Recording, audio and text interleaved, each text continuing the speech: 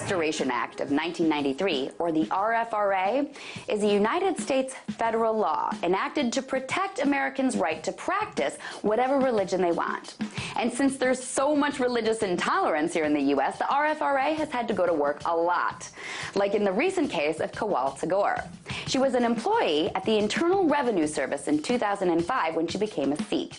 One of the customs in the Sikh faith is to wear a kirpan, which is a ceremonial knife. And since I just said knife and the IRS, you probably already know where this is going. She was asked to leave work and was eventually fired for wearing her kirpan. Because according to a Department of Homeland Security policy set by the Federal Protective Service, you can't bring knives into federal buildings. Now, Tagore's kirpan was less than 3 inches long. It was duller than a butter knife. It was a knife only in name, really, but still, authorities kicked her out of her job for it. This despite the fact that the same policy allows you to bring into federal buildings sharp pocket knives, scissors, and other stabby objects that could actually cut a person.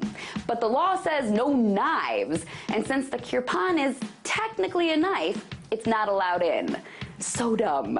So anyway, Tagore filed suit, saying her religious rights were violated under the RFRA. And during the process, she went to court wearing her kirpan. So naturally, she had her arms pinned down by U.S. Marshals there, who seized her kirpan and questioned her citizenship. But the good news is, the government just settled her case.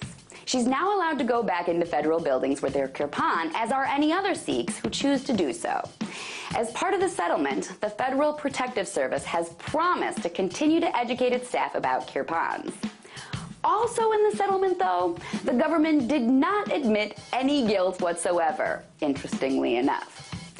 Ultimately, the settlement's a victory for Sikhs who wish to carry their kirpans freely, which is great, because this is a country where people wear crucifixes around their necks, which are instruments of a terrifying way to execute human beings. So people should be allowed to wear tiny symbolic knives, too. In their own ways, both stand loosely for protecting the weak and promoting love for all, both crucifixes and kirpans. So in that, their kirpan can join forces with the Christian cross and the US's RFRA. Because with all the intolerance going around these days, we certainly need all of the protections we can get. Tonight, let's talk about that.